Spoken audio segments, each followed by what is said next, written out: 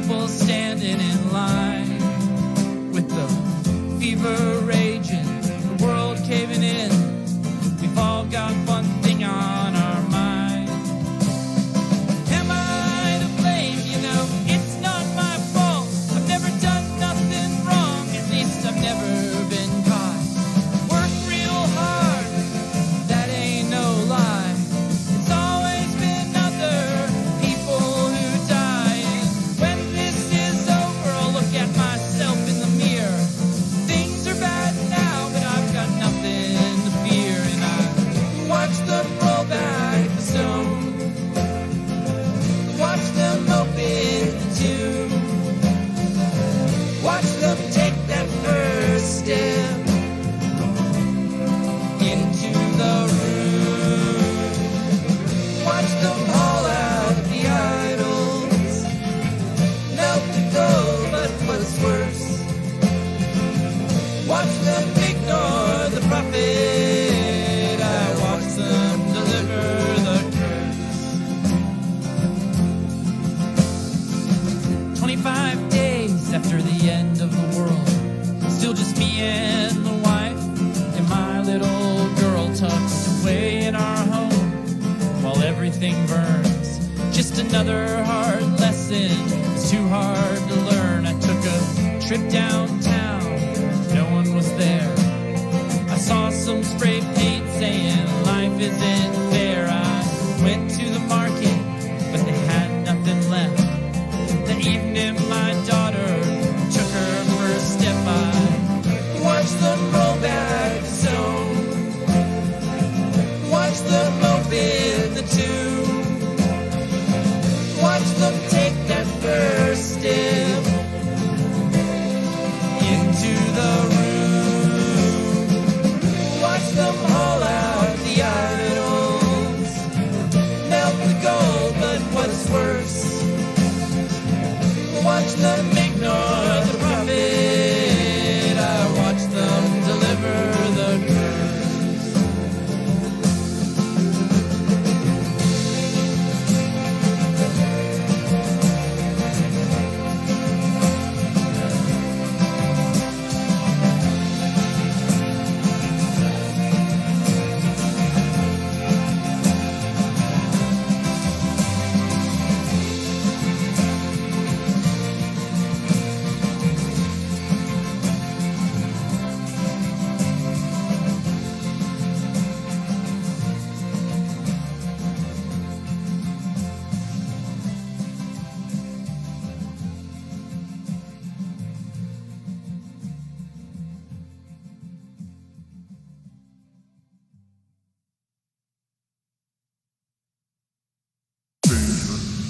This is a commentary on the lack of social distancing in New York City.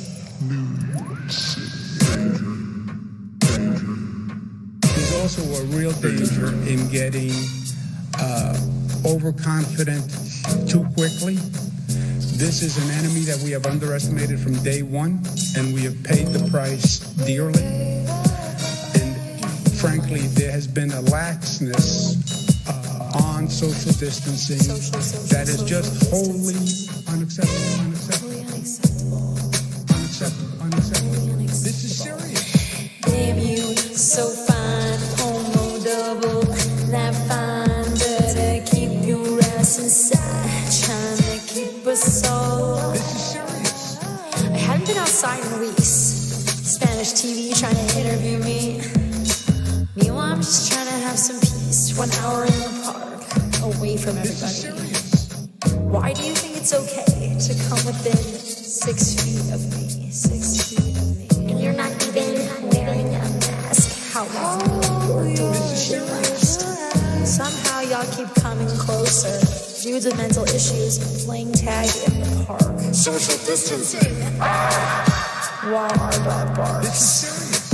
If we don't take 6 feet serious, we're gonna be 6 feet under the ground. I can't say this loud enough. This is serious. What right do you have to risk my life? What right do you have to act irresponsibly in a way that could get you sick or someone else sick, you don't have the right to risk someone else's life. Social distancing. Social distancing. This is serious. It's not right for you to risk my life. It's not right for you to risk my life. Baby, you look so fine, homo double, snap fine. Better keep your ass inside, trying to keep us so.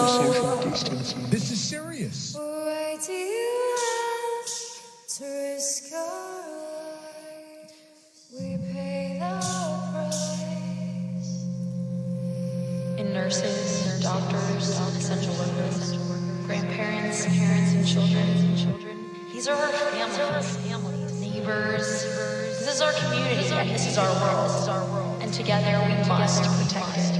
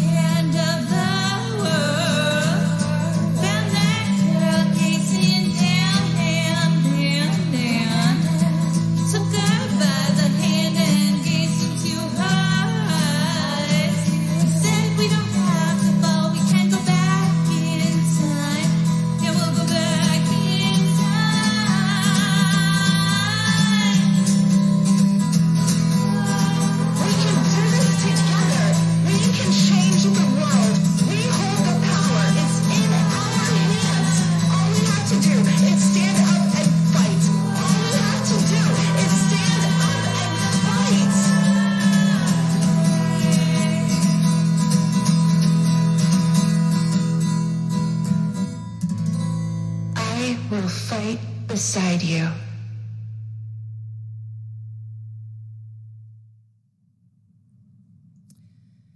Hello, soldiers. You are listening to the sound of victory because I am Liz Victory and you have tuned into that broadcast.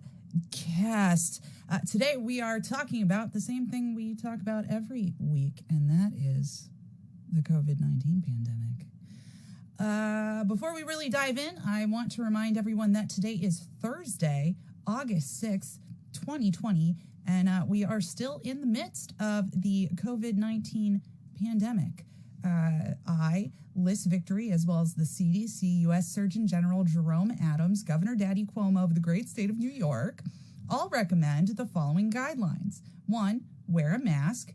2, social distance, meaning keeping 6 feet between yourself and others. 3, wash your hands. And 4, carry hand sanitizer. I used to hate that shit, but hey, better than dead, am I right? Who knows? None of us really know if this is better than dead. Dead might be better. None of us know. So I'm really excited that this week we are streaming live on YouTube. So if you want to check it out, you can go to youtube.com/listVictory. It's a much better URL than my Facebook URL, which is facebook.com/listVictorymusic, because some bitch in Utah has my URL. And as soon as I'm famous enough to get that trademark, I'll get that URL, but it's not today. So we do plan on moving on over to YouTube because we'll have a better chance of monetization over there. I'd like to give a big shout out and thank you to Dig It Dave, who's located in my birthplace hometown as opposed to my pseudo hometown. Birthplace is Erie, Pennsylvania. I believe he's broadcasting out of the PACA Theater, which is very cool. You can check out PACA anywhere on the internet. Dave, if you'd like to drop a link for PACA, I believe it's PACA1505.com. That's PACA1505.com. And they're located in Erie, Pennsylvania. If you're a touring artist, when Tour Life isn't canceled anymore, you can hit those folks up and put on a great show in an absolutely stunning theater that has been renovated out of an old industrial building. We have correspondents in the chat. We have Troll from Erie, Pennsylvania. Also, I see Jimmy Yamagishi just popped in. He's out of Los Angeles, California. And our friend Virginia is also in the chat. Shout out to Allians. Hello, hi, how are you? Let us know. Comment below. Click the video, comment. We will talk to you live on the air. And we have a very interesting show for you this evening. Here are the numbers. I know that's what you all came here for. Not true, but it's one of my favorite jokes. Humor me. We need the humor. Okay. Worldwide cases are at approximately 19 million. I'm doing rounded numbers now because giving you 6 full digits is, or 7 rather, I think in this case, right? No, 6 is 100,000, 7 is 1 million, 8 is 10 million. Giving you 8 digits in one, it's hard for me to take that in, okay? I'm not really a math person, so I'm going to try to just give you the abbreviated number, the rounded number. And cases worldwide are at about 19 million. Deaths are at about 712,000. And recoveries, just because it was listed, so why not, is at about 12 million.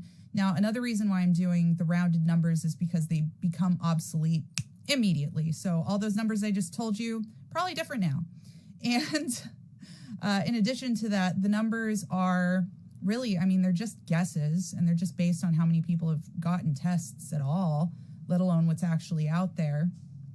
So, but I like to give people an idea of what's going on. So, you know, what's happening in the world. Oh, well, there's 19 million cases. Now, how many people have died worldwide? You know, about 700,000. So what's the United States look like? Well, we're almost at 5 million cases. We haven't quite reached 5 million cases, but we're so close, rounding up. Deaths, we are at over 160,000. And over 160,000 deaths across the United States. Recently pointed out in an interview we're going to talk about a little bit with Trump. It was on HBO. If you haven't seen it, we're going to drop a link to that into the comments. About 1,000 people die in the United States every day. Currently, it was like 500, but it spiked back up to 1,000. I feel like it'll probably drop back down. Trump does say that in the interview, but I mean, I've been watching these numbers really closely for a very long time, since April, and that is kind of what it does. So just saying. New York State, that's my state. I'm responsible for reporting on New York. That's about 450,000 cases in the state of New York. We used to be number 1, but that's changing, and I'm going to address that in just a moment. Our death toll, I'm going to give you the exact number as of this morning, 32,811. So we used to be number 1, New York State, in the number of cases, and we were for a long time, but that is changing. So states now surpassing New York in terms of number of cases. California is number 1 at 532,000. Florida is number 2 at about 500,000. And Texas is number 3 at about 482,000. So in all fairness, nobody is surpassing New York in the death count. And I hope they never do, because as I stated a moment ago, we lost over 30,000 New Yorkers, 20,000 just over the spring. And that's devastating. California is approaching 10,000 deaths, but that's still only 1/3 of the loss of life in New York. New Jersey has the second most deaths at over 15,000, and Florida and Texas are both over 7,000. So we talk a lot about death on this show. We talk more about the numbers than we talk about the names, families, mothers, fathers, daughters, sons, which these numbers represent. So with that in mind, I'd like to pause for 1 minute to acknowledge those deaths and pray for everyone who have lost loved ones. May the memories of those lost live on in the hearts of the people who loved them forevermore.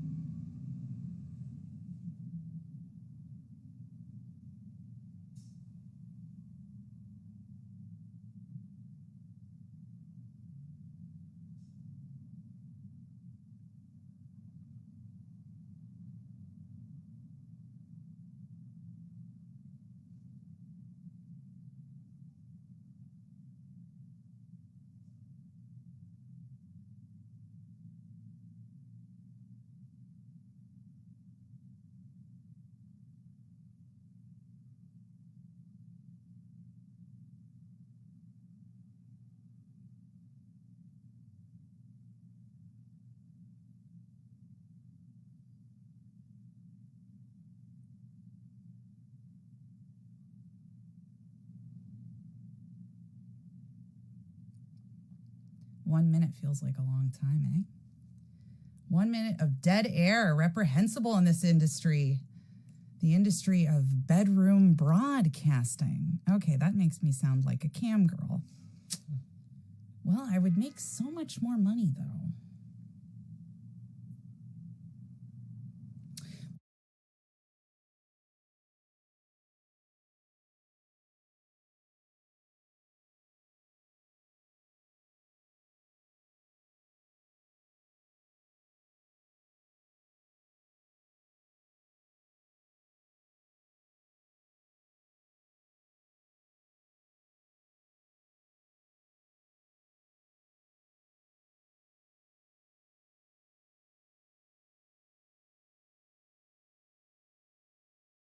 Okay, time for the news. New York Governor Andrew Cuomo has been sworn in as chair to resolve this virus together. Unless we defeat COVID everywhere, we won't defeat COVID anywhere. There has never been a moment where state governments have been more instrumental in the lives of the people of this country. State governments are now at the forefront. It is a new chapter in the governance of this country. This coming year, states will not only be laboratories of democracy, we will also be the engines of economic renewal, and we will also be the innovators of a new public health system, institutionalizing what we learned. There is tremendous possibility in the nation's recognition of the full potential of state governments. His acceptance speech really gives me that feeling when you watch somebody fumble with an assigned task for too long, and then you say,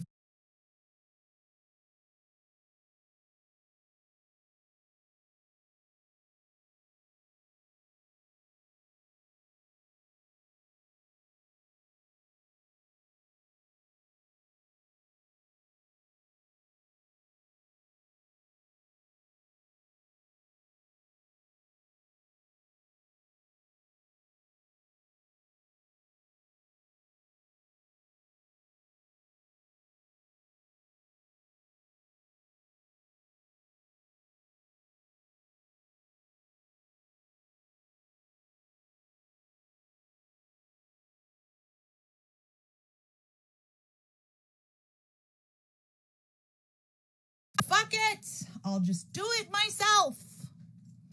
This also comes hot, actually, air quotes, finger quotes, to the American people about the COVID-19 pandemic, to paraphrastically fomented by legacy media between Trump and the governors as to when they would shut down and when they would open up. The governor said it was in their jurisdiction. Trump agreed, which, was relieving for me, and seems to have just sort of sat back and relaxed, kind of. He seems to know his numbers, at least, based on that trending HBO video that I watched. Trump also seems really flustered, tired, confused, and old. So we're going to see some of that clip in Troll from Erie, Pennsylvania segment from Erie, Pennsylvania. And we'll drop the link of the full HBO interview in the comments. It's very worth watching. When I say watching, I mean actually watching. The facial expressions and the body language, they're worth seeing, and it's better than just listening. As for a president, I'm going to say it, I feel compassion for Donald Trump. I feel bad for him. I feel like he just wanted to be loved, and he filled that void with fame. He ran for president. He didn't really want it, and now he's stuck in his own hubris and narcissism, still desperately wanting love, but alone and unloved. I think it's tragic, really, and now we all have to suffer this tragedy because he became our president. So maybe this is a reason to take better care of our fellow humans. I don't know. That's just an opinion. My opinion, as Governor Daddy would say. I want to check in on the comments real quick because I see him kind of blowing up down there. Let's see. I don't know. I guess Judah Nick Graybill is just in there chatting too, so that's good. Charmaine Fremont from Allegheny County is in there. And I'm actually having a hard time trying to follow these because there's just so much going on. People are crying, problems are happening. You know what? I'll read the comments during the clip. So, Jamie, can you pull that up? No, that's a joke. I'm just kidding. I'm not Joe Rogan as much as I wish I were. My engineer is Nick Graybill, a.k.a. Judah Sledgehammer, and this show would not be possible without him. Thank you, Nick. I am eternally grateful for the great work that you do and put into that broadcast news. So thank you. Thank you. Yeah, and then whenever you're ready, roll the clip. Here we go.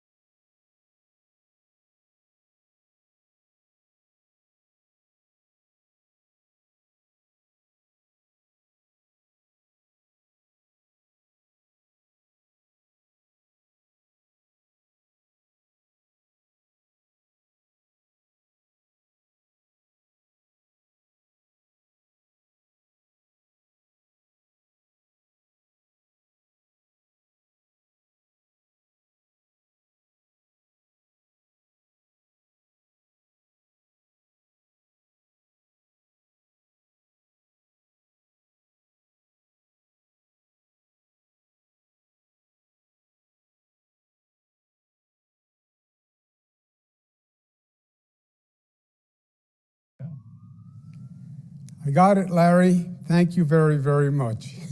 All work with us in partnership in that effort.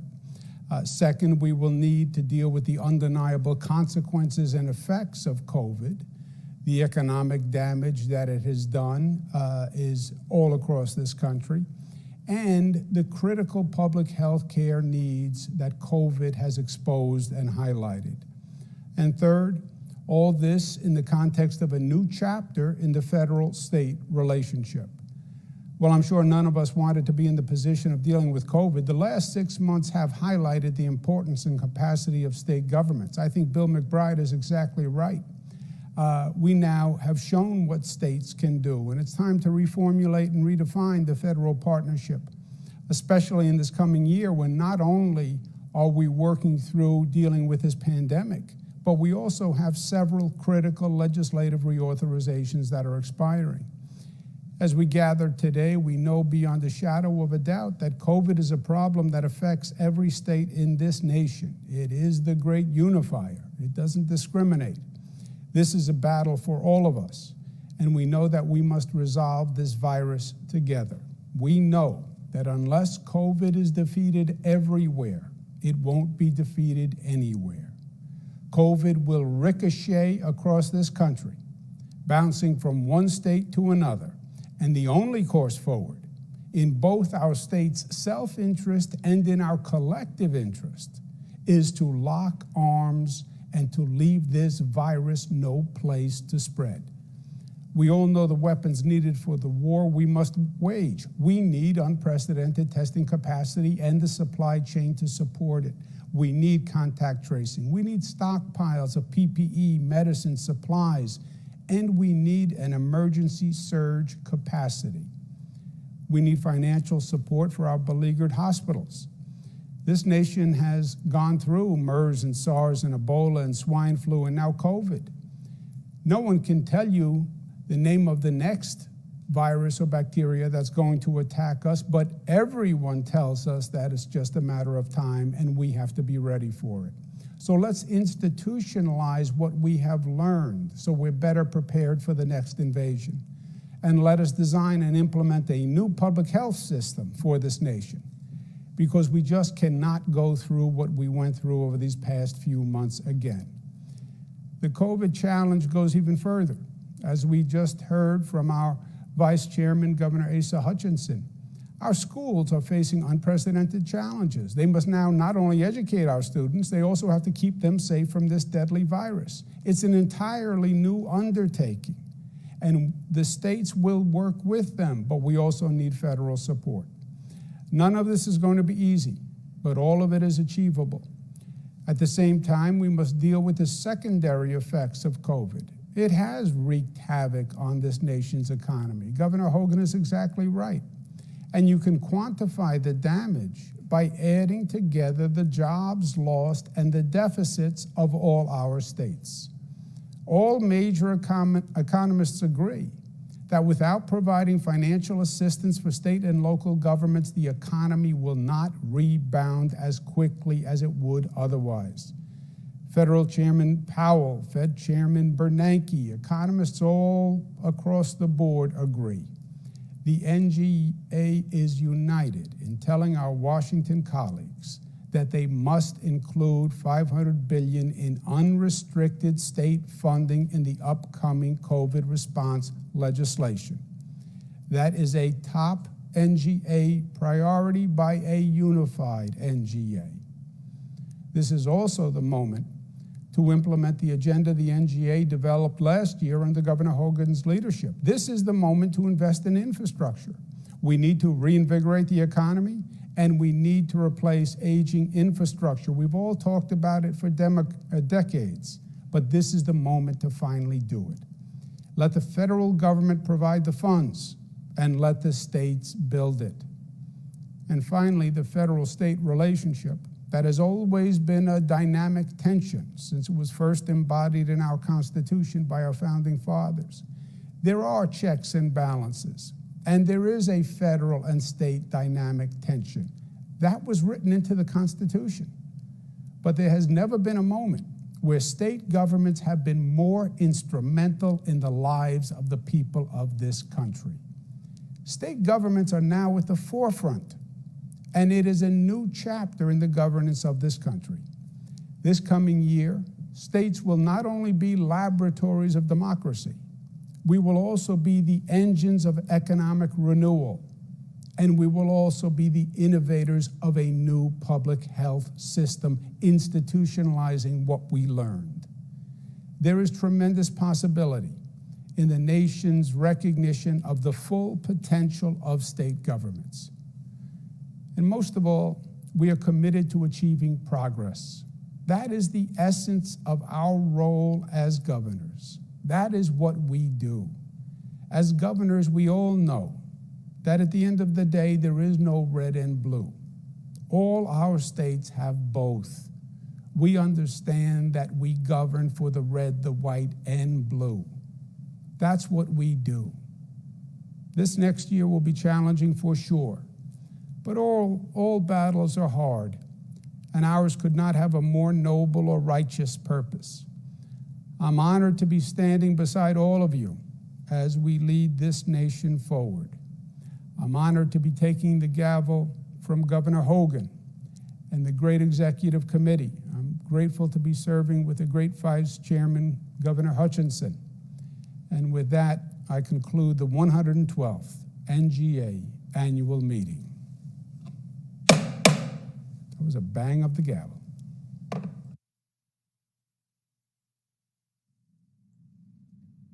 Oh, Governor Daddy, you're so adorable. Okay, so let's dissect that.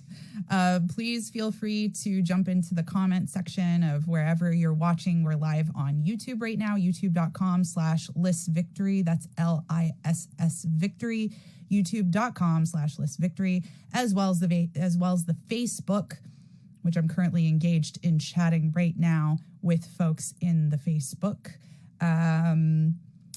Yeah, so comment and we will talk to you. Apparently what was going on in there last time was just people troubleshooting our lights and sound. So that's cool. I appreciate it. Like, definitely make those comments because we can adjust because we're live and it's real time. And sometimes we miss stuff and we all make this show. So those of you in the comments and our correspondents who send us videos, as well as myself as anchor woman and Judah Sledgehammer as audio engineer. Well, I mean, all the engineer. So, and Dig It Dave out in Erie, Pennsylvania, where I was born, also streaming to the YouTube. So, I mean, it's a huge operation that involves all of us. And I really like to, I like to build things. I like to build big things with a lot of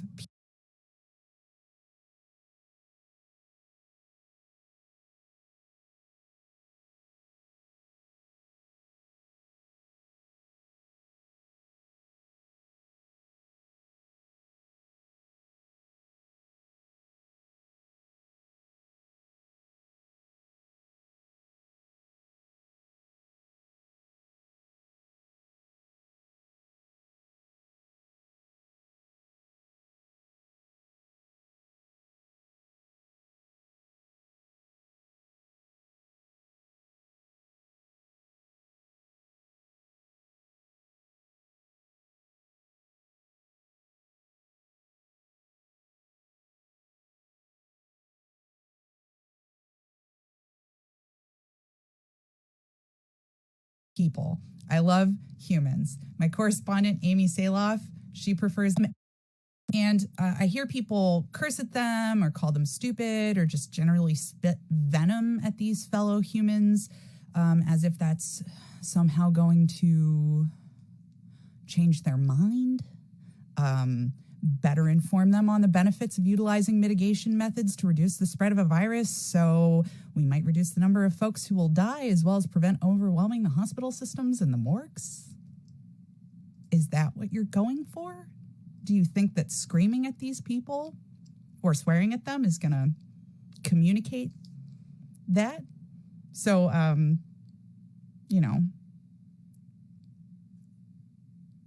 like,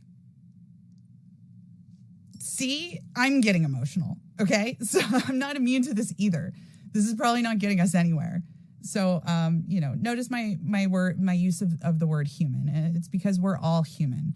And I hang out with goths and Amy Saloff, so I know there are people out there who disagree with me. I mean, to some people, am possibly the devil himself. So, yeah, I'm totally not, though. I'm totally not the king of lies. Totally not. So when I hear a phrase like the full potential of state governments, It makes me nervous. Libertarians like limited government. I personally mostly want to do whatever the fuck I want and be left alone about it. Mind your business. It's the American way. But Cuomo is on about contact tracing and telling the government anything, ever, about anything. That generally pisses off the American people. And I like that about us. We're not just defiant here in New York.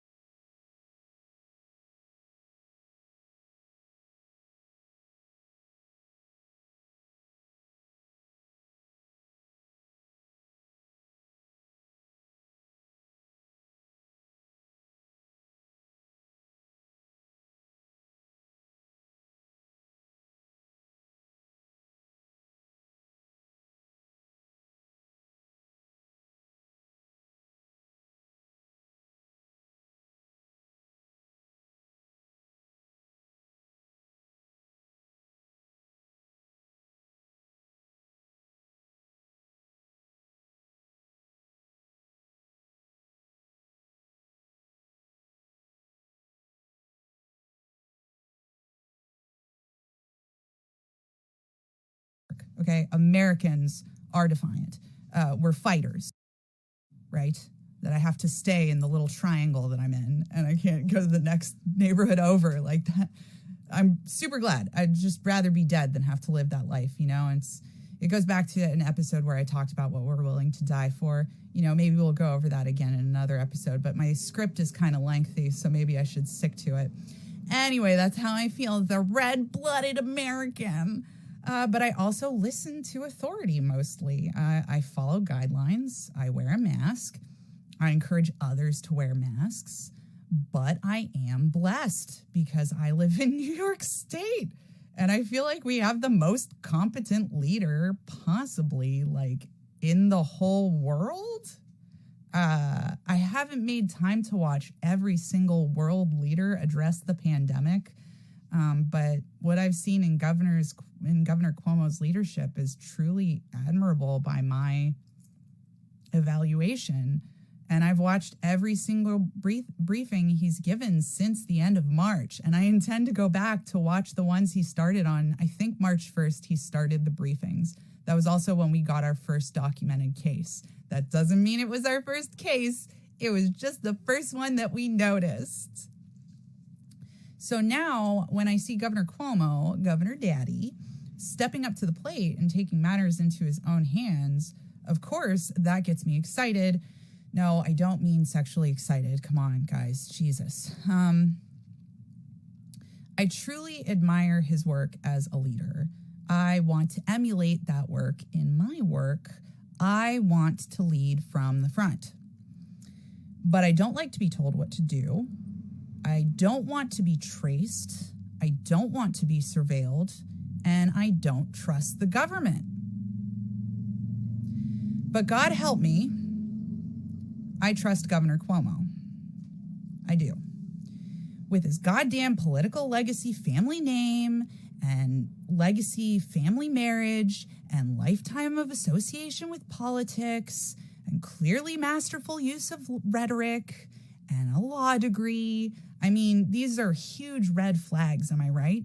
Comment below. For real. I mean, these are reasons that I get from people about how, oh, this is just a politics as usual dude. So, you know, comment your thoughts on New York Governor Cuomo. Comment your thoughts on your governor. I said I was blessed because I see some of these other governors and I feel like they're fucking up hard. And then Wolf, Governor Wolf, Pennsylvania Governor Wolf, of whom I was a constituent when this started. Man, I swear, I mean, my criticism is so mean, I almost don't want to say it, but I'm just going to do it. When it first started, he really came off like a boy hiding behind his mommy's skirt. Because it was always like, hi, I'm Governor Wolf. I'm hiding in a bunker.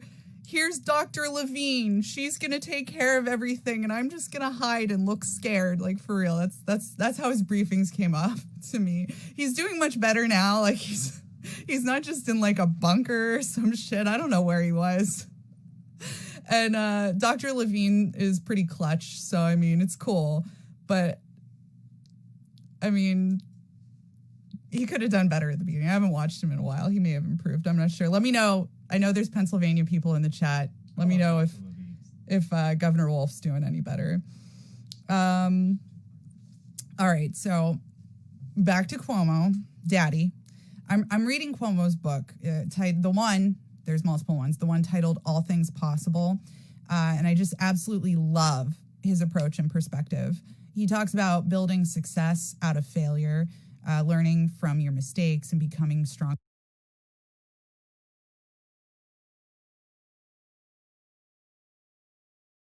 Just a walking, talking mistake. So I must become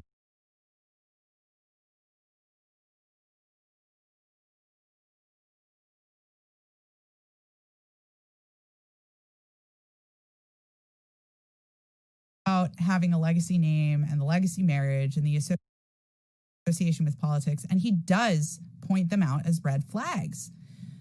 People make these judgments about him because of the aforementioned red flags. And Cuomo claims these things don't define him. I mean, do you want to be judged based on your name or your heritage or who you choose?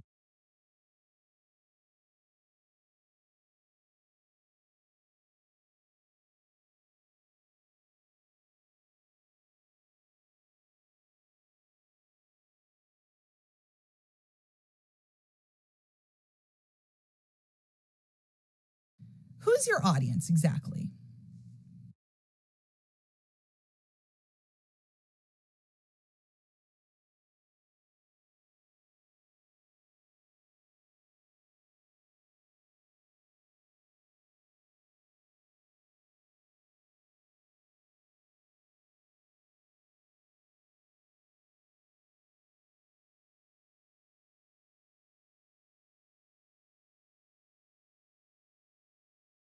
Do you actually think this is going to help? Or is it just oh, good, I'm such a great person? Sarcasm coming out, not necessarily effective, but entertaining, right? It is. Comment below, validate me. So on that note, this is going to sound so hypocritical, but I love that it's hypocritical because I'm basically showing you the same flaw I'm about to critique. So allow me to make this recommendation. If you would like to encourage people to wear a mask or follow other guidelines, try an approach that is rooted in loving kindness instead of anger or hatred. Perhaps loving kindness is a bit much, so you could just go with kindness. I often find myself thinking or writing some snarky, sarcastic, or condescending remark, like I just did earlier, and just there. I recognize it, and then I pause, and then I ask myself, is this coming from a place of loving kindness? Usually, no, it's not. Usually that kind of stuff is me being angry and it comes out as a snarky bitch. And I'll tell you what, I need to put a fair amount of thought into it when I do rearrange that snarky comment to be a genuinely productive thought that might actually help people and not just be a jag-off that's not only wasting my time, because it's not actually going to help anybody to swear at them or call them names. I mean, I don't generally do that. I'm pretty good about not swearing at people or calling them names to get a point across. It's more like snarky sarcasm. Like, oh, you think that's gonna work? That kind of shit. It's really hard to get out of because like I also kind of enjoy it. Like it's funny to me. So it's difficult. It's difficult to rein that in and go with the loving kindness thing. But not only am I wasting my time doing that in an effort to make some kind of change, but I'm also wasting the time of the person that I'm supposedly trying to help with my snarky bitchiness. So in summation, try not to write off your fellow human. Try to actually help them. Because in this whole, we're all in this together. If you get sick, I get sick, my kid gets sick. I think that loving kindness is really going to be the most beneficial approach for all of us, as much as it might be fun to be snarky.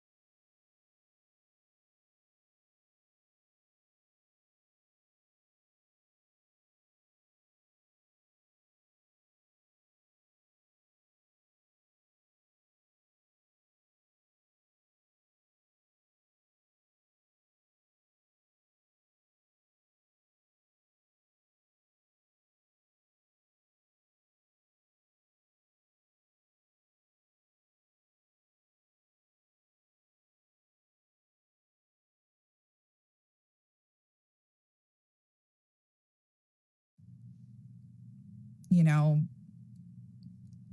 the folks who for broadcasting to our YouTube channel. Thank you to Nick Graybeal, Judah Sledgehammer for broadcasting here in Castle Above Lit Room with me and making the show even possible. It wouldn't be possible without him because I burned my computer's RAM or something. Something happened. It's a heat wave. There was a festival. All this stuff happened. So let's pop into the comments and see what's going on down there. Let's see if I can take my phone off the charger and look at one of my 3 phones that are operating right now. Well, I guess I can use the phone that I was reading my script from now because I'm not reading the script anymore. Yay, the script is over, everyone. I like that. That was good. So let's see. Jimmy Yamagishi wants to buy me a tank. That sounds great. That's what you meant, right? By finding me a tank, it means that you personally want to purchase one for me. That's how I'm interpreting it. And I'm always right, so it's got to be correct. So Jimmy Yamagishi will be investing in a tank for me. That's pretty cool. So I don't know who Amy thinks is too cute. I think it might be Governor Daddy. She also says she loves me too. Let's see. I think this is worth mentioning. Amy Saloff, she lives in Oracle, Arizona, and she has a cultural segment at the end of the show for us. So she mentions she lives in the middle of the desert, like literally the middle of the desert, and the closest grocery to her is 14 miles one way. I remember going to that grocery store. Wasn't there another grocery store in between? Like there's the Walmart area, but before the Walmart area, there was like some other grocery store, I feel like. I don't know, maybe I'm wrong. Troll says Cuomo's totes bae. I totally agree. Gonna pin that comment. Jimmy, we are already traced and followed. We just don't realize to what extent. Fair point, Jimmy. We all wear, not all of us, but those of us who have smartphones are definitely wearing GPS trackers on us at all times. So Josh Tamboro tuned in. Kemp in Georgia is trying to sue our mayor for trying to institute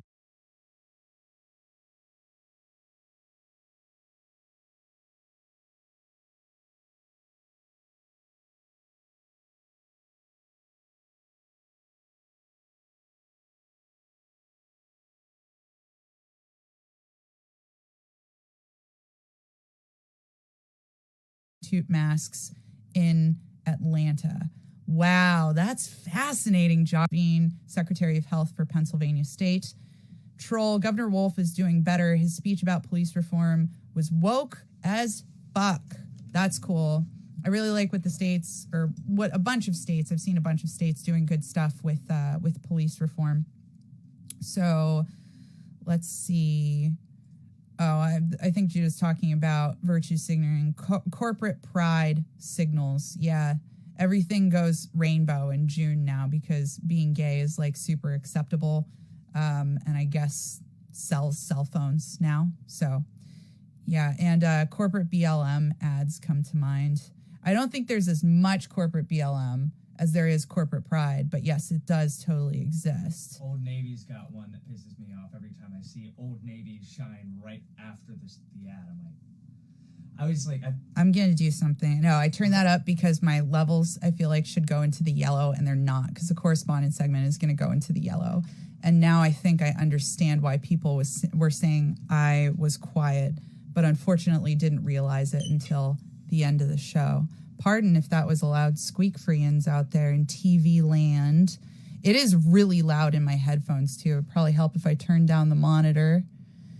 And, yeah, went from there. Okay, so adjustments to make the show better at the end of the show. You're welcome. Troll, when they come at me not wearing a mask from a place of anger, there is no reasoning with them.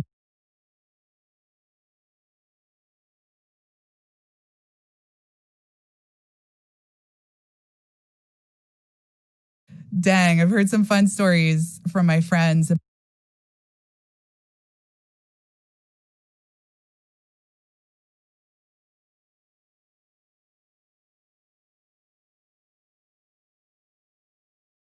about them like freaking out on people who freak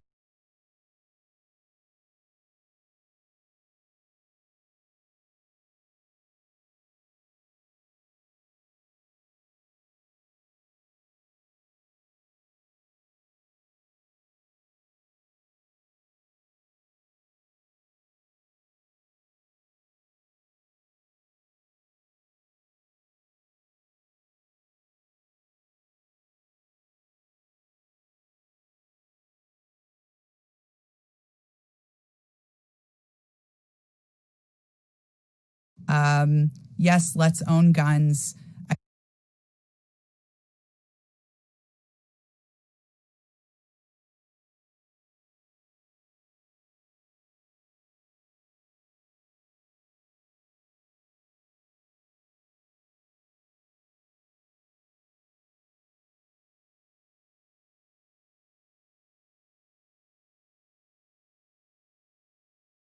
I guess someday in the future, wow, there's a super hot broad walking by the window. Sorry. She's gone. You're not going to see her. So the future where there's no guns and there's no arms, like total disarmament and all that fun stuff, I don't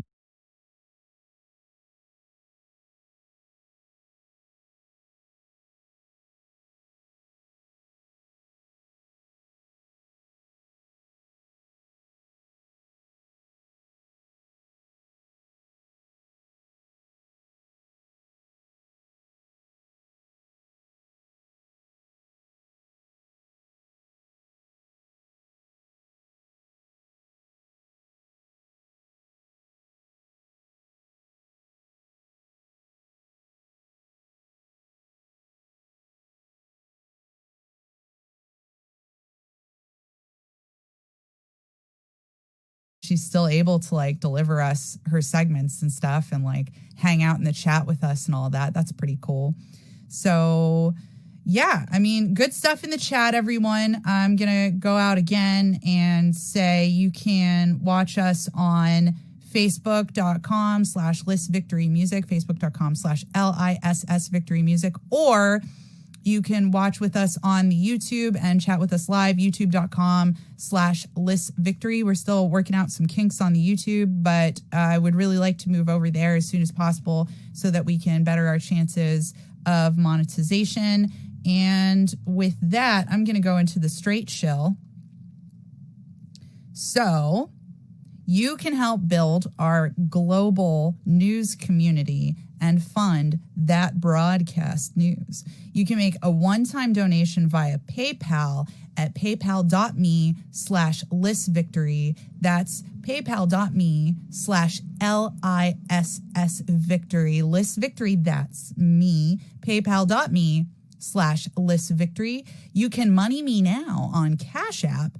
Hashtag Liss Victory. That's hashtag LISS Victory. Hashtag Liss Victory. That's me. I have Venmo, but I hate it. Just use the Cash App. If you don't have it yet,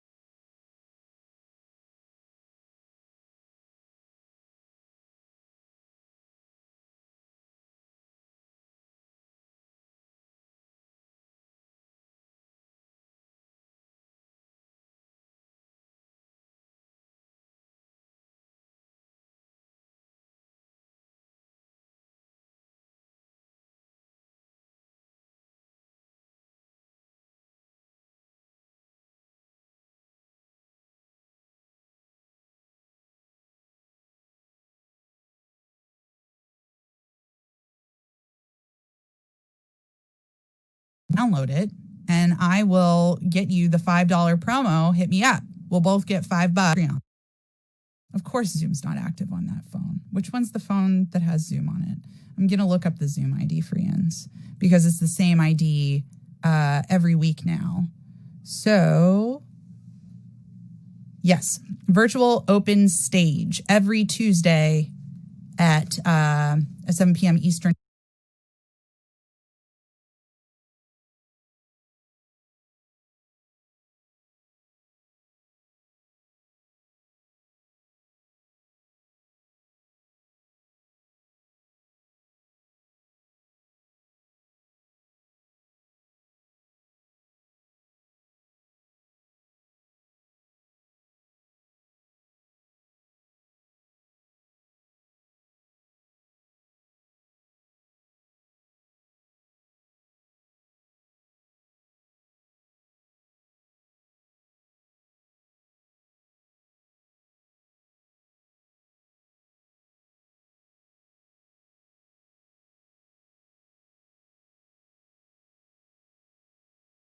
Time. I host First Tuesdays in honor of Hambones. It's on Tuesday in honor of 1-6. And one more time, 831-6064-85. This is what we do. And we have correspondents who report from all over the world, and we're always accepting submissions from new correspondents. So if you want to send us a pitch about what you would put in a 2 to 10 minute video about your locality, you can email us at thatbroadcast@gmail.com. Again, thatbroadcast@gmail.com. Oh, I do want to mention that I just posted a new song, kind of full length. It wasn't finished at the time. Mostly none of the songs posted on Patreon are finished. That's sort of the joy of it. This song should make it to an album cut. It's called Shy Shy right now. And it's totally a protest song. I think like sometimes I'll be like, I wrote a love song, and then I'll play and be like, no, it's just another protest song. I think I have one love song that's genuinely a love song, and that might make it to an album cut as well. But this is one of the original like full takes of Shy Shy. So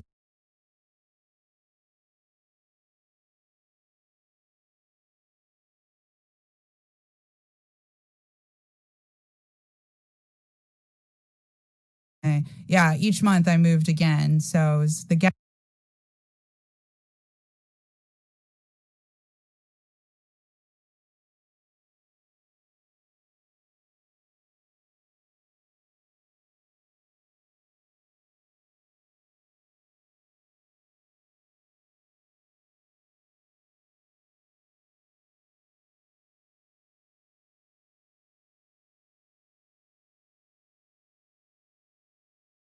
guest house to the little room to the room that we're hanging out in, right, Nance? Yeah. Cool. Here we go. All right, stick around.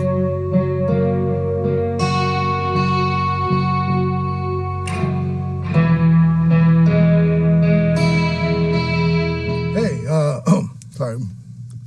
Left Coast Jim again with today's numbers. Today's number is 411 because we're all about information here and maybe a little culture too, but not the kind you find in a petri dish or in the back of your refrigerator. Now, ironically, 411 is something that a lot of you guys may not even know about because you're that young, you know. Nowadays, you get everything on your phone. You can Google stuff, you can go on Yelp, and you can get the real rundown on what's going on here. I mean, you get the real detail in full detail there, right? Real deal in full detail. So 411's a different thing now. But since you are watching and listening, that means you do have access, so check stuff out. I mean, you've got to make sure that what you're seeing and what you're reading and what you're learning about is stuff that's real, right? Because there's a lot of hysterical crap out there, and the last thing anybody needs is an insane turd. Speaking of insane turds, forgive my opinion. This is a new show. But at the beginning of last week, everyone was freaking out about the White House commandeering COVID data. Now, the backlash and uproar was so intense that by the time I actually got around to recording this thing, it had already changed over back to the way that it was because, nobody wants that kind of stuff here. And as Victor pointed out, CDC and the HHS departments are basically the same. So in theory, the data should be correct. However, once again, if it had been just the HHS, well, then, of course, the way that the information would have been released would have been different. So that's the way it is, regulatory control. Webcasts like these are all about street-level perspective.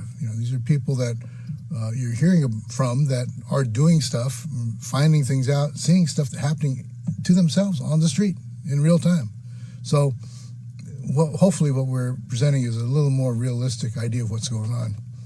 Now, my own viewpoints and perspectives are a little bit skewed because I live in LA, and as I've said before, LA is not really one city. Where I live right now is not being affected very much by the COVID situation. However, my office is in another place in LA, just 15 minutes, but a world away. Everything's different there. And even that may change in a heartbeat because right now it's fire season. And that means that a lot of California is already starting to burn. And when that happens, everything changes.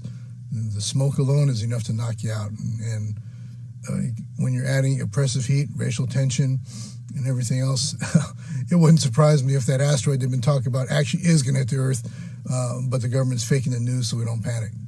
So, something to think about. Anyway, let's compare the real numbers here today. Last week, we had 176,028 cases in total since this thing started. This week, 193,788. So we're almost at 200,000 here. Last week, 4,375 deaths.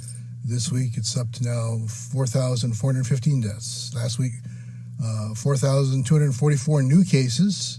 This week, only 1,644 new cases. So, things are looking good, even though more people are getting tested and the case count is rising. The real number, again, last week, 17 deaths a day average.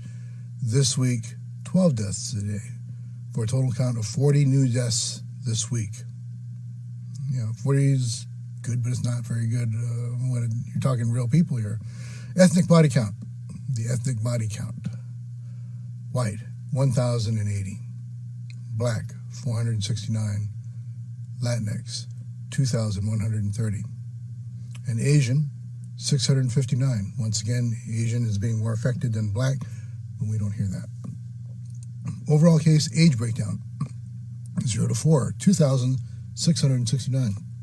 5 to 11, 5,939. It's almost 6,000. 12 to 17, it starts rising, 7,543. And of course now it becomes again in the party crowd here. 18 to 29, 45,748. 30 to 49, which is the biggest number, 63,741. 50 to 64, 35,725, 65, 79, 14,338, and 80 and over, 6,989. So that's the case count. And as you can see, once again, the percentages of fatalities is not following the number of people that are getting this thing. So in a way, that's good. But still, the body count does not lie. Just last week alone in LA, 40 people died from this thing. And those survivors from ongoing chronic conditions and disabilities directly caused by this are finally being considered. The impact still hasn't been determined. Consider this. There are around 200,000 people in the LA area that have been affected by COVID. And if just 1% of those survivors cannot return to work because of lung damage or other COVID-related problems, just 1%, that's 2,000 people that are going to be added to the welfare line on top of the people that are already there. And, the body count's not the only thing that we're going to have to deal with, guys. We're going to be dealing with survivors that are not quite dead, if you know what I mean. That's enough to give anyone the blues. So I thought today I'd go ahead and modify a vintage blues song a little bit. So check this out here.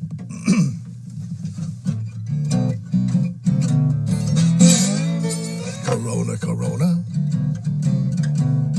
why stay so long? Corona, Corona, why you stay so long? All my friends are isolating, quite a few been writing songs. Corona, Corona, can't go out in crowds, oh no. Corona, Corona, I can't go out in crowds, no, no. And with 6 feet of social distance, I gotta speak real loud. Hey, you hear me out there? I don't know. Corona, Corona, I guess I'll stay at home.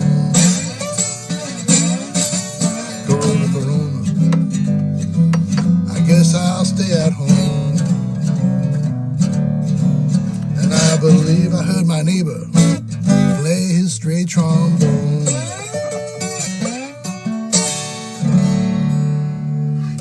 So anyway, Left Coast Jimmy here reminding you again, support this broadcast.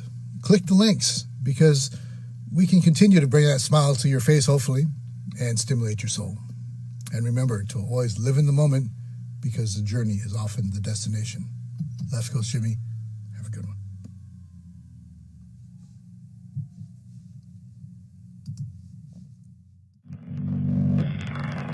Hi friends, Troll here again, reporting for that broadcast for Victory, and I'm here in Erie, Pennsylvania.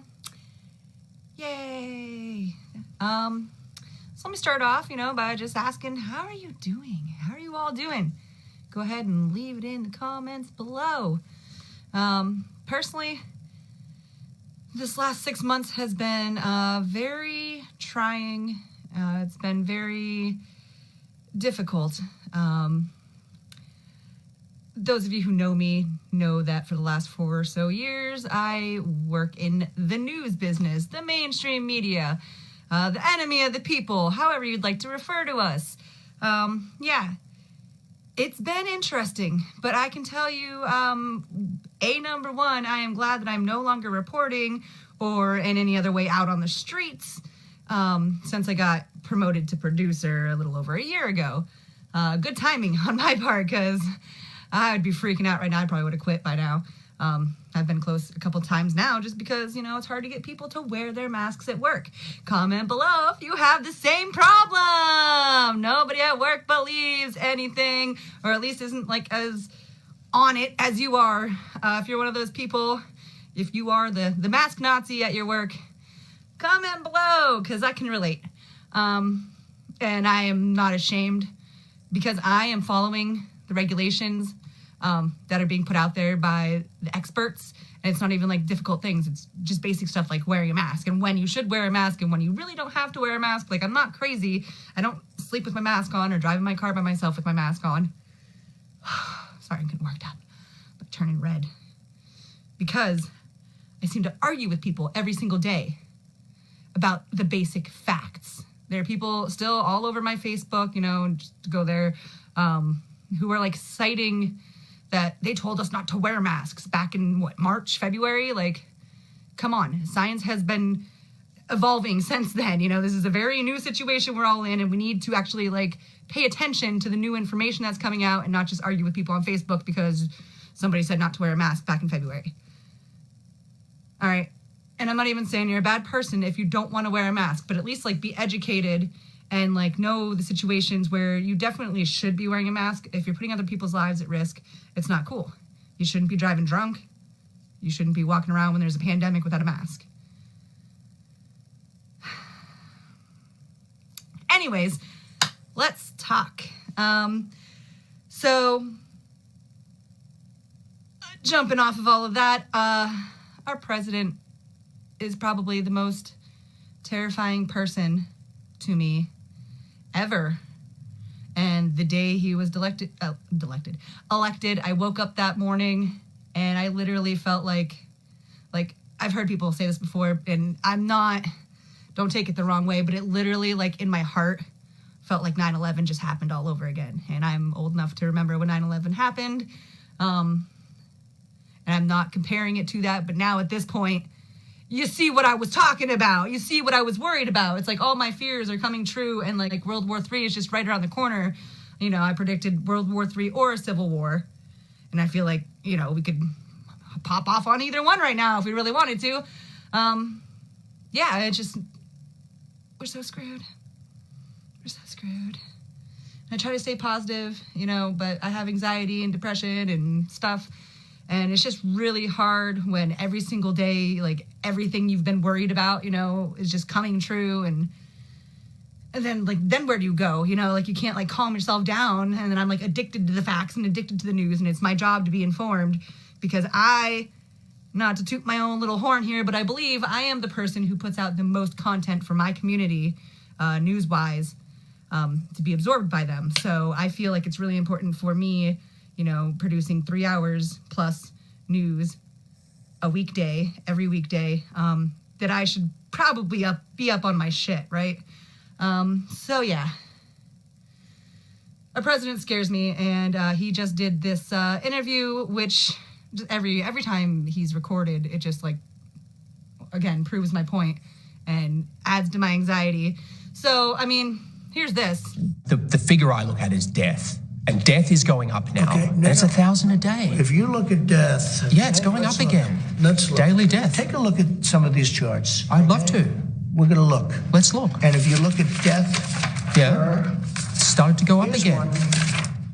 Well, right here, the United States is lowest in numerous categories. We're lower than the world. Lower than we're the lower world? Than what is that? Europe. In what? Look. In what? Take a look. Right here. Here's case death. Oh, you're doing death as a proportion of cases. I'm talking about death as a proportion of population. That's where the US is really bad. Well, much worse than South Korea, Germany, etc. You can't do that. You have Why to go, can't I do that? You have to go by where. Look, here is the United States. You have to go by the cases. The cases. Why not as a proportion of population? Yeah. Yep. That was disgraceful. Embarrassing. But then there's this. Well, look at South Korea, for example. 51 million population, 300 deaths. It's like, it's crazy compared to... You don't know that. I do. It's on the... don't know that. You think they're faking their statistics, South Korea? I won't get into that because they have a very good relationship with the country. But you don't know that. And they have spikes. Look, here's Germany, low, 9,000. Here's one right here, United States. You take the number of cases. Okay. Now look, we're last, meaning we're first. Last? I don't know what we're first in. As a what? Take a look. Again, it's cases. Okay. And we have cases because of the testing. 1,000 Americans are dying a day, but I understand on cases, it's different. No, but you're not reporting it correctly, Jonathan. I think I am, but... If you take a look at this other chart, look, this is our testing, I believe. This is the testing, yeah. Yeah, we do more tests. No, wait a minute. Well, don't we get credit for that? And because we do more tests, we have more cases. So, I don't even know what to say about all that. You can't... all these Republicans talk about, you know, like, numbers being fudged and all this stuff, and just to see these graphs and such that he's putting forth, and just, I can't even, my brain is, like, fried with like, what the F-ism. So let's just move on. Let's just move on from there. So today, Tuesday, August 4th, here in Erie County, Pennsylvania.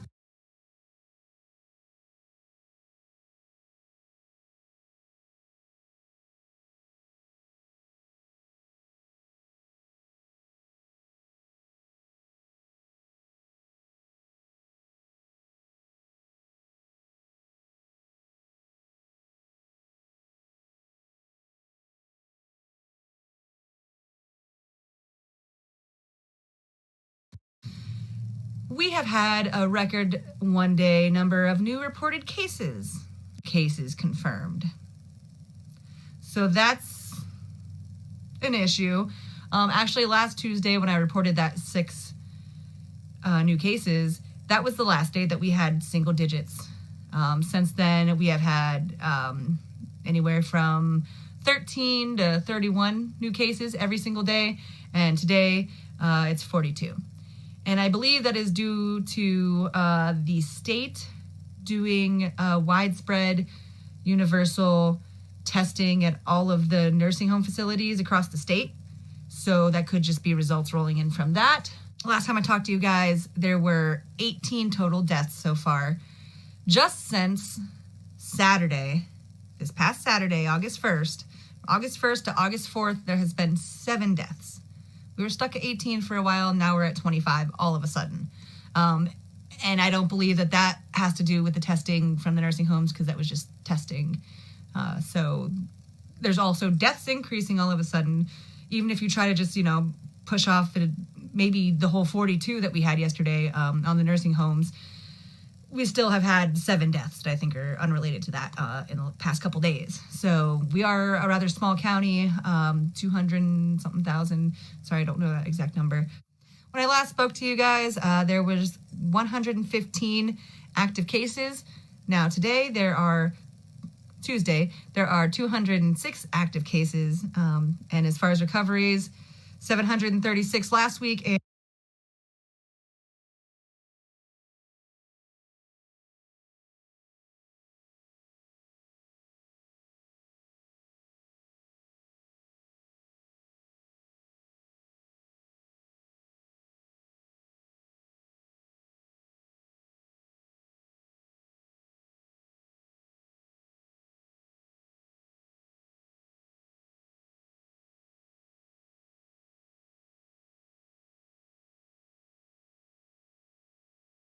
it's like my family thinks I'm crazy because,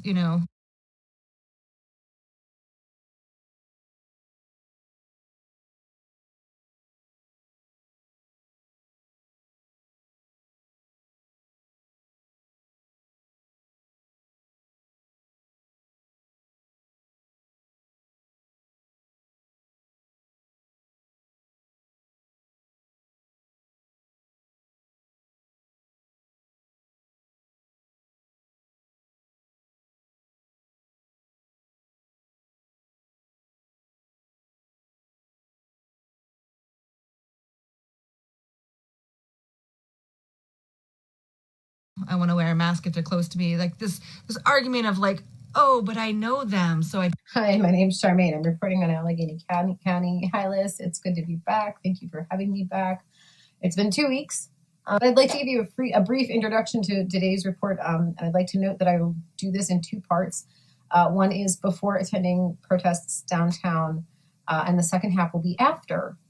Sometimes I have a chance to research what we are gathering about, and sometimes I just go with open ears and mind, with an eye on how the group is educated about the cause, what things are said, what resources are provided, what the action items are. I do follow groups on Instagram, Facebook,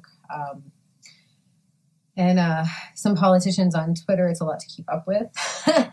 So part of why I go is really to get the information, and also to observe how the interactions are with the public, with the police, with the local businesses. We're making progress. We're making a lot of progress, and our Black friends and neighbors here are feeling loved and supported. And Pittsburghers showed up en force in the rain last weekend for Civil Saturdays, twice as many.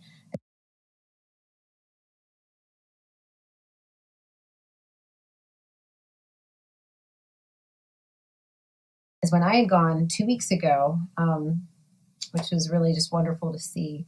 It was safe. And July 14th, our last report, so I'm going to give you the old cases and then the new cases. So last time it was total cases, 5,610. This week we're up to 8,422 hospitalized.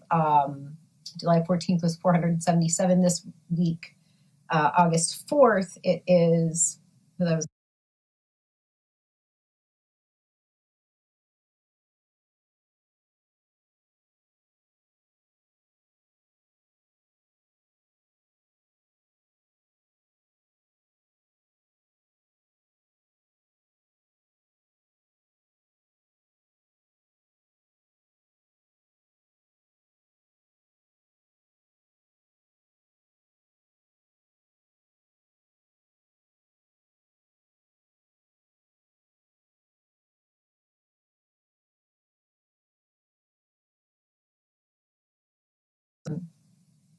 hospitalized, 692.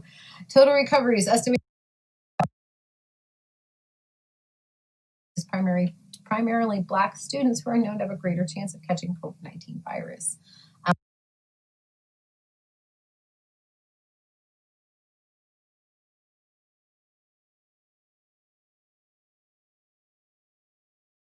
And or suffering.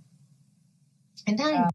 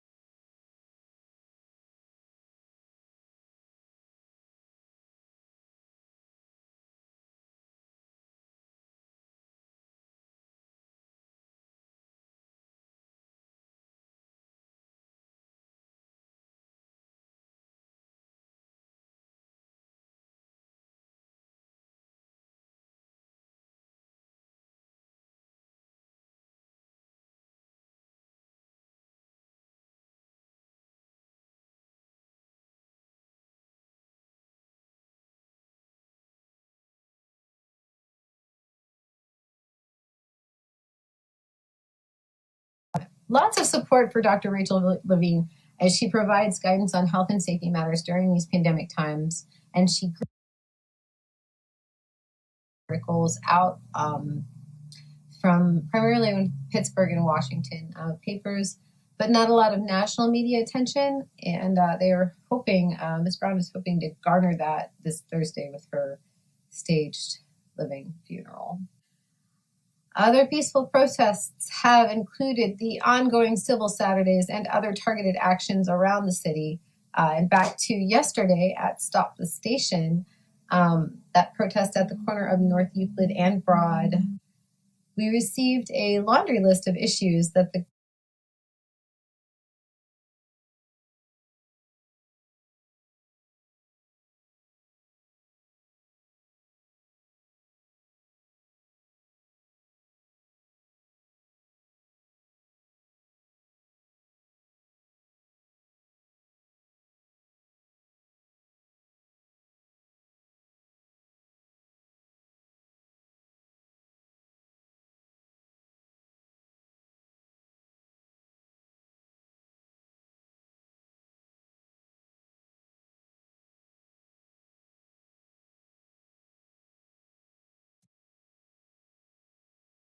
group has with Bill Peduto, and a call to action to vote him out next year.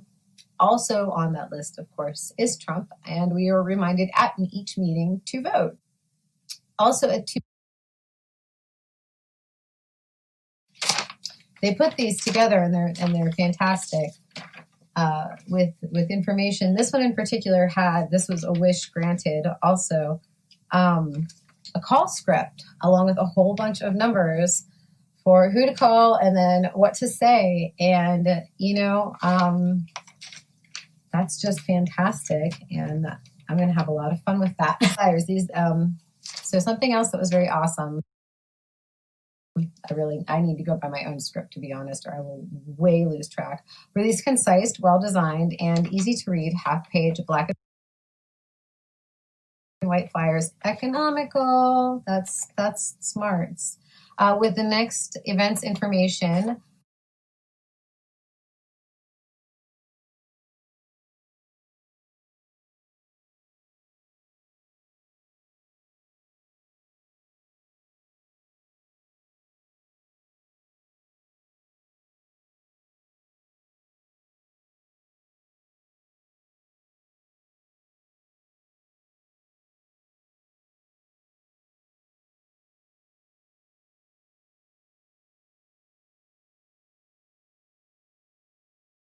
um, a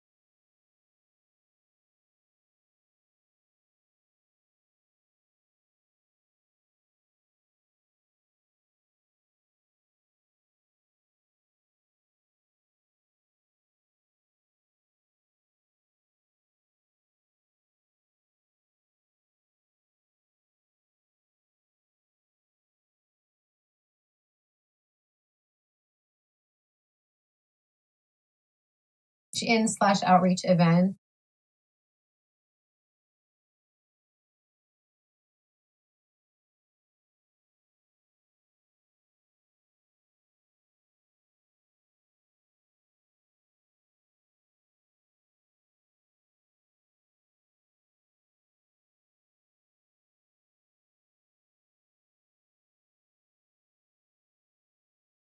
That we're just more trying to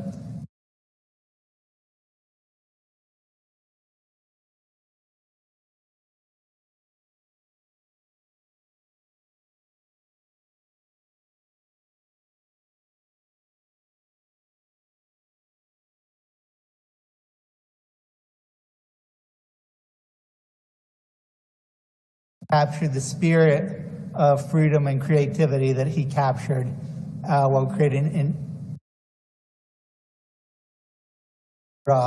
and I read the other day, I read that one of the main drivers of addiction and addictive behavior is social isolation. And social isolation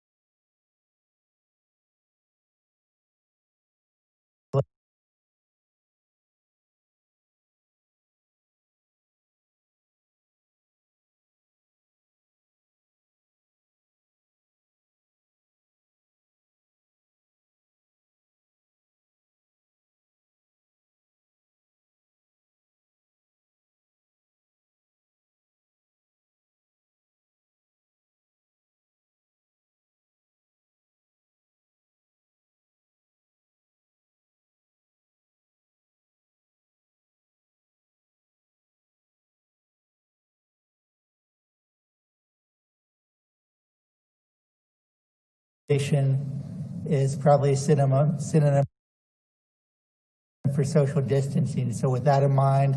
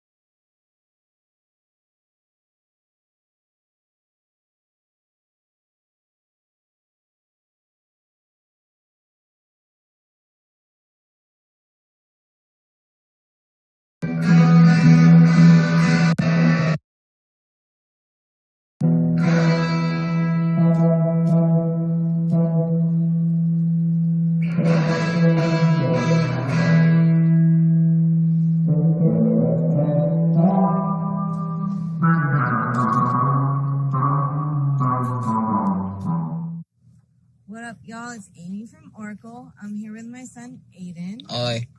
And I'm a nerd for chickens. Today I'm going to literally wing it, totally unprepared, but I'm going to talk to you about what I'm doing daily to keep my chickens cool in the crazy heat of Arizona with a limited well. So we recycle our gray water. We have a gray water system that we made ourselves. We catch all our shower water, the dishes water, put it through this system. It's like layers of sand, charcoal, and cotton cloth.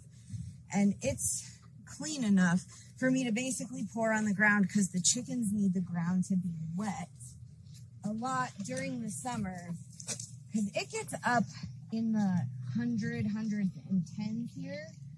So what we do is like wet down all of the shady spots. I don't know if you guys saw last week, they really like the dirt phase. So then what they come and do is get in these shady spots and like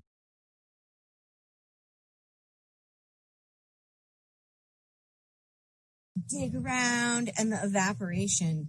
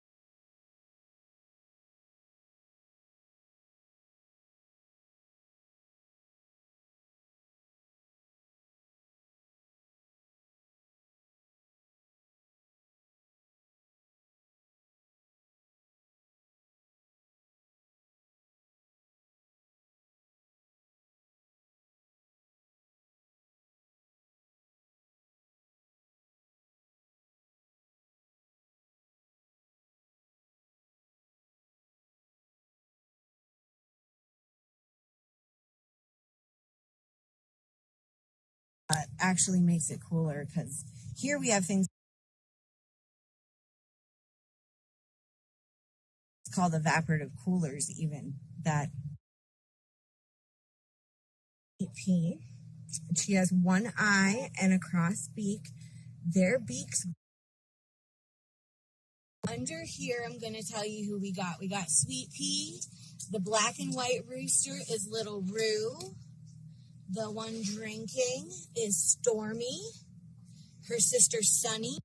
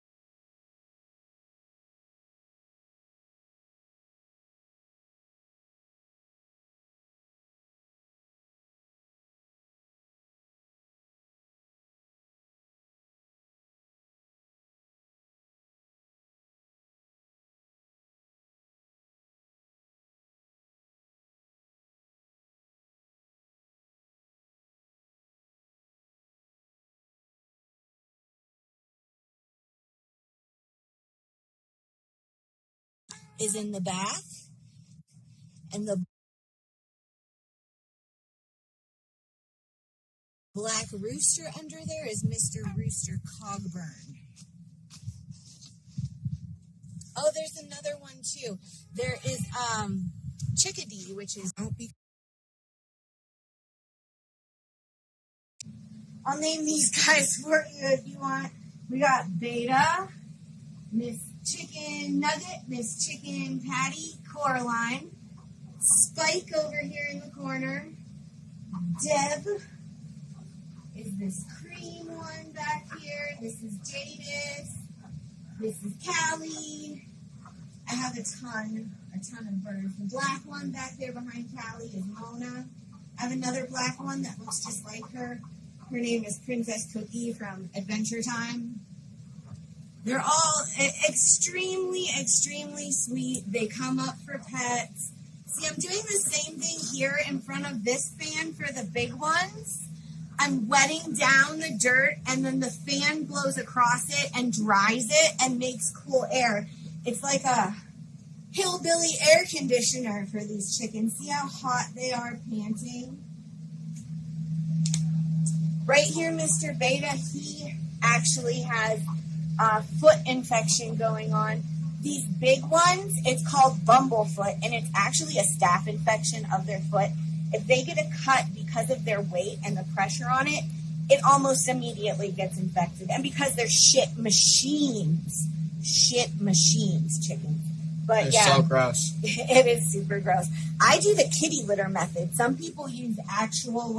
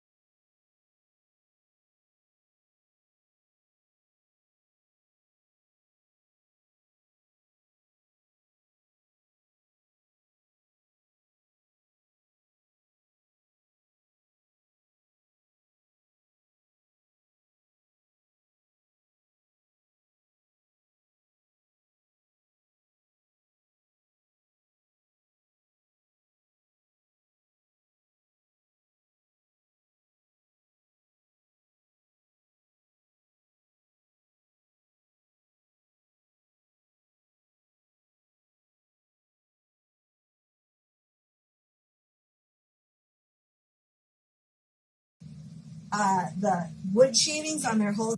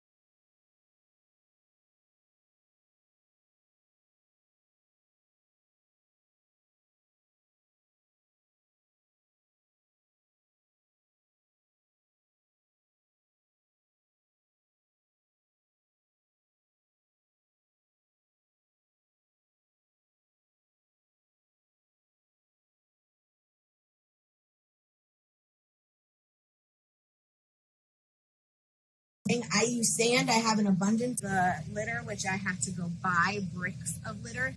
Not sure how I feel about it. I feel like it's a great thing to get involved in nowadays because it's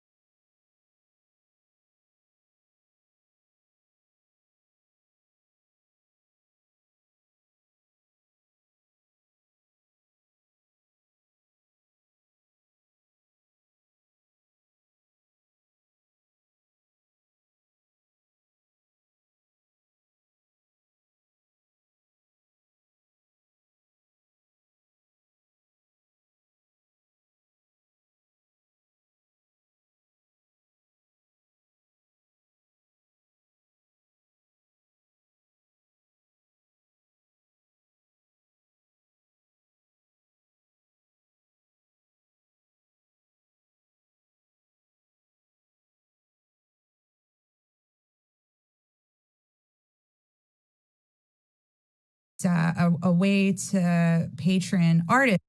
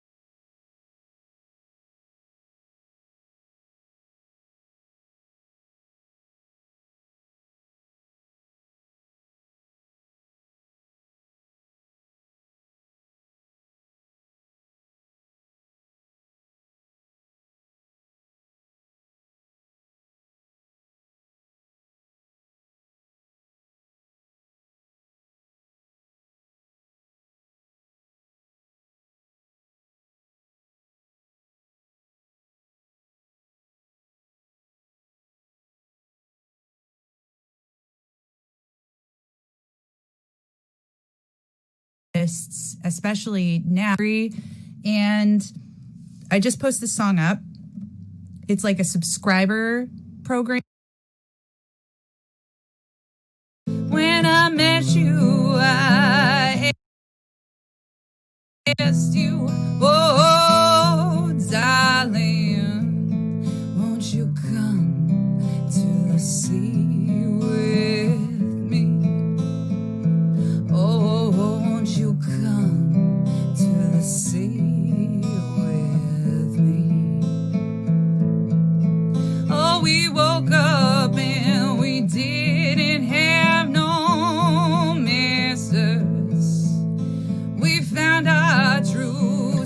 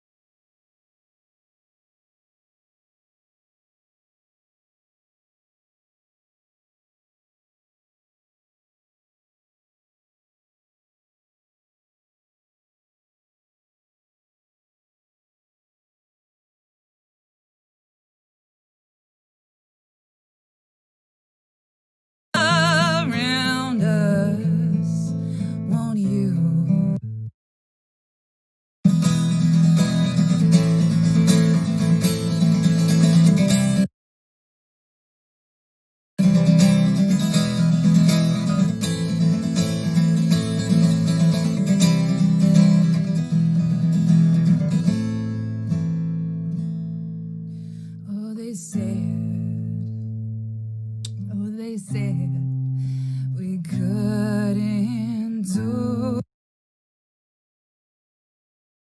it. Oh, they said don't even try. But our spirits move ever upward. So I'll see you up there in the sky. Oh, I'll see you up there in the sky.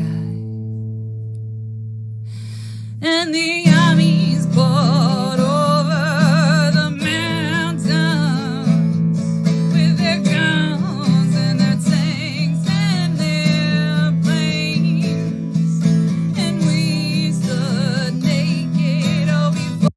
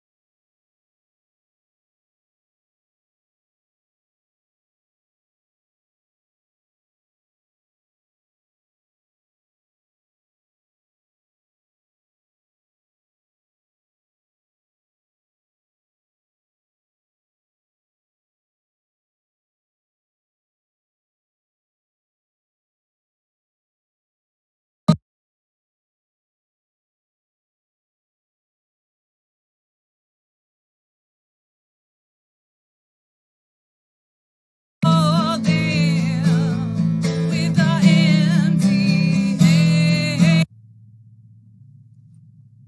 So that is Shy Shy. The Hi, guys. yeah, like that's not happened every episode. Every episode. Yeah. And I had to get out of my little wire hole. You know, I was in there with all the snakes in the snake pit. You know. Anyways, as always, I'm Judah Sledgehammer, aka Nick Graybeal. Thanks for tuning in to that broadcast. Remember, we're independent, and what is that? We're independent, and I can't remember the other piece I always say, but we're independent. We've got your back, and we report in good faith. That's it. Thanks for tuning in. There goes the phone. And remember to choose bravery, choose love, and peace. Oh no. I dropped the phone. Wrong thing. We're getting there, everyone.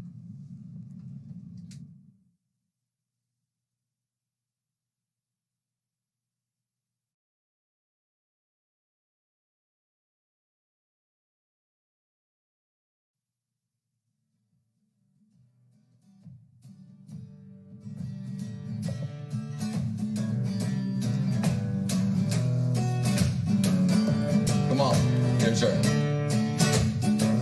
I've been on the wrong side of the tracks so many times.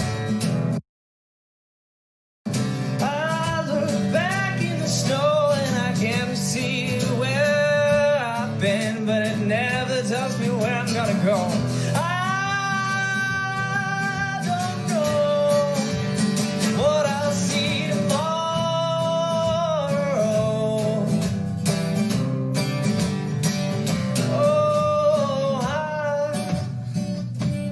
All I can do is take what I learned today, tomorrow.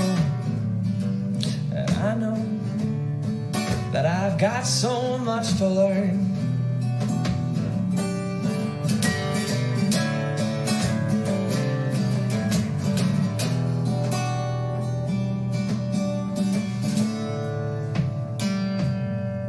kicking runs at the train tracks down the street, mama.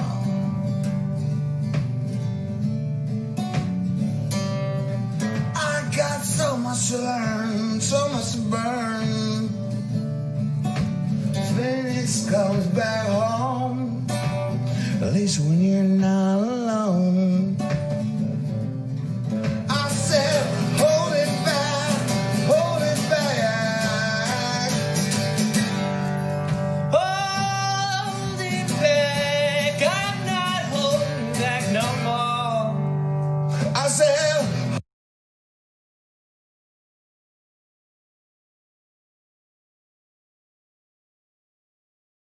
hold it back, hold it back.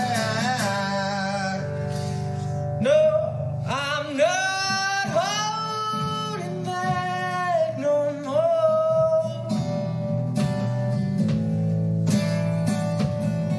I found one.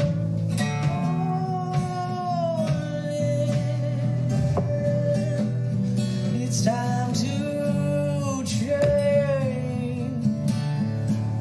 I ain't got a lot of money, but I can fill it up with change. I've got these two hands, these 2 feet. I can carry my own weight, but I can't carry everything. Carry my own weight, I can't carry my own weight. I'll put it on my back like a slave ship. Put it on my back. Doesn't matter that I'm black. Doesn't really matter. I'm gonna pull my own weight. I will attack every last people that tell me that I'm wrong. Every last people that tell me I'm not strong. This is my song. This is my song.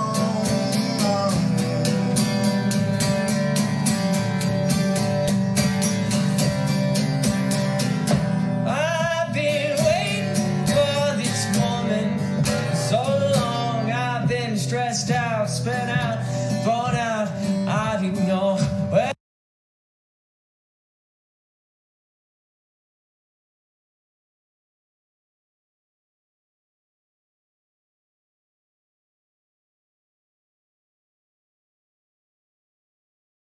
I was gonna go.